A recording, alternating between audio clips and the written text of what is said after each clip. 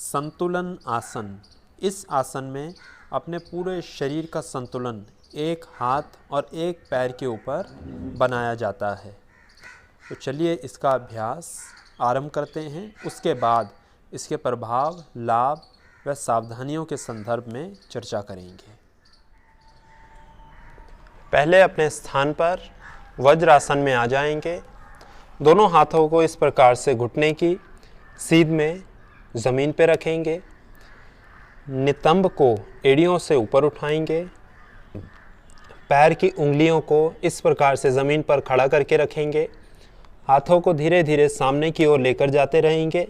घुटनों को ज़मीन से ऊपर उठाएंगे और हाथों को इतना आगे ले जाएंगे कि वो कंधों की सीध में ज़मीन पर आ जाएं। इस प्रकार से, और घुटने बिल्कुल सीधे रहें।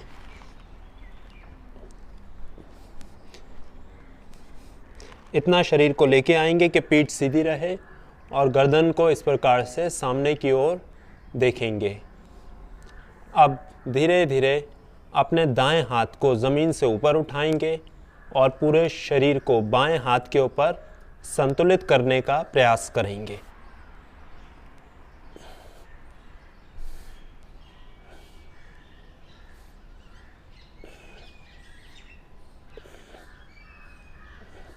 धीरे धीरे वापस।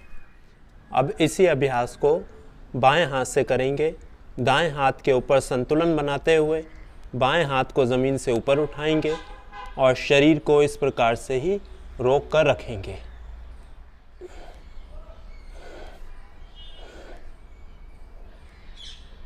धीरे धीरे वापस। दोनों घुटनों को ज़मीन पर रखेंगे। हाथों को वापस पीछे लेकर जाएंगे। धीरे धीरे पंजे बाहर और वापस आ जाएंगे।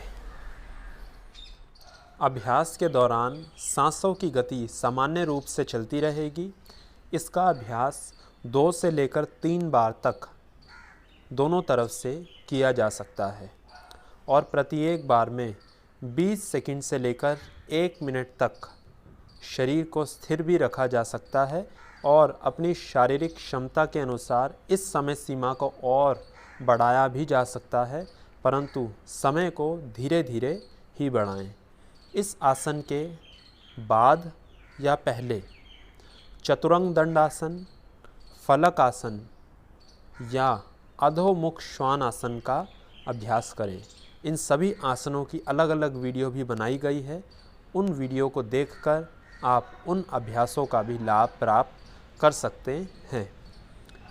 अब यदि लाभ की चर्चा करें तो इसका अभ्यास शरीर में ऊर्जा की वृद्धि करता है।